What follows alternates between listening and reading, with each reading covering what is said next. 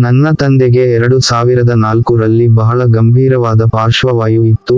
ಸುಮಾರು 2 ವಾರಗಳ ಕಾಲ ಪ್ರಜ್ಞಾಹೀನರಾಗಿದ್ದರು ಮತ್ತು ಸುಮಾರು 3 ತಿಂಗಳು ಆಸ್ಪತ್ರೆಯಲ್ಲಿ ಕಳೆದರು.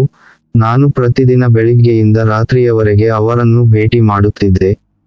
ಆ ಸಮಯದಲ್ಲಿ ನಾವು ಯಾವುದೇ ವಿಮೆಯನ್ನು ಹೊಂದಿರಲಿಲ್ಲ. ಆದ್ದರಿಂದ ಅವರು ಒಂದೇ ಬಾರಿಗೆ 7 ಇತರ ರೋಗಿಗಳೊಂದಿಗೆ ವಾರ್ಡ್ನಲ್ಲಿ ಉಳಿಯಬೇಕಾಗಿತ್ತು. ಆದರೂ ಸಾಮಾನ್ಯವಾಗಿ ಅದು 3 ರಿಂದ 4 ರೋಗಿಗಳಾಗಿದ್ದರು.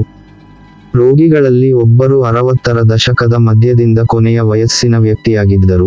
ಅವರು ತುಂಬಾ ಕರುಣಾಮಯಿ ವ್ಯಕ್ತಿಯಾಗಿದ್ದು, ಅವರ ಹಾಸಿಗೆ ನೇರವಾಗಿ ನನ್ನ ತಂದೆಯ ಮುಂದೆ ಇತ್ತು. ಒಂದು ದಿನ ನಾನು ಬೇಗನೆ ಊಟದ ವಿರಾಮದಿಂದ ಹಿಂತಿರುಗಿ ಬಂದೆ. ನನ್ನ ತಂದೆ ಮಲಗಿದ್ದನ್ನು ಕಂಡು, ಮತ್ತು ಟಿವಿಯಲ್ಲಿ ನನಗೆ ನೋಡಲು ಏನೂ ಇರಲಿಲ್ಲ. ನಾನು ಬೇಸರಗೊಂಡಿದ್ದೇನೆ ಮತ್ತು ನನ್ನ ಮುಂದೆ ಇರುವ ವಯಸ್ಸಾದ ರೋಗಿಯ ಸಾಮಾನ್ಯ ದಿಕ್ಕಿನತ್ತ ದಿಟ್ಟಿಸುತ್ತಿದ್ದೇನೆ. ಅವನು ತನ್ನ ಮಕ್ಕಳು ಮತ್ತು ಮೊಮ್ಮಕ್ಕಳನ್ನು ಭೇಟಿ ಮಾಡುತ್ತಾನೆ.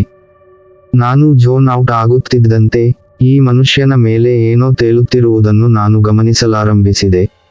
ನಾನು ತಲೆ ಎತ್ತಿ ನೋಡಿದೆ ಮತ್ತು ಅವನ ಸುತ್ತಲೂ 3 ನೆರಳಿನ ಆಕೃತಿಗಳು ವೃತ್ತಾಕಾರದಲ್ಲಿ ತೇಲುತ್ತಿದ್ದವು.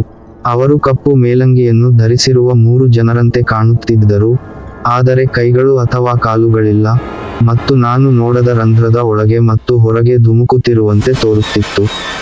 ಒಂದು ಕ್ಷಣ ಅವರು ರಂಧ್ರದಲ್ಲಿ ಕಣ್ಮರೆಯಾಗುತ್ತಾರೆ, ಮತ್ತು ಮುಂದಿನದು ಅವರು ಮತ್ತೆ ಹೊರಬರುತ್ತಾರೆ.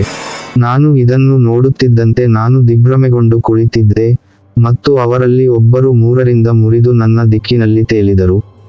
ಅದು ನನ್ನ ಮುಖಕ್ಕೆ ಸರಿಯಾಗಿ ಸಿಕ್ಕಿತು, ಮತ್ತು ನಾನು ಕುಳಿತಿದ್ದ ಕುರ್ಚಿಯಲ್ಲಿ ನಾನು ಸಾಧ್ಯವಾದಷ್ಟು ಹಿಂದಕ್ಕೆ ನನ್ನ ತಲೆಯನ್ನು ಹಿಂದಕ್ಕೆ ಹಾಕಿದೆ.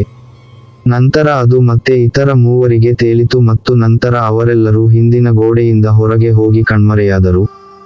ಈ ಮನುಷ್ಯನು ಸಾಯಲಿದ್ದಾನೆ ಎಂಬ ಅತ್ಯಂತ ನೋವಿನ ಭಾವನೆ ನನ್ನಲ್ಲಿತ್ತು.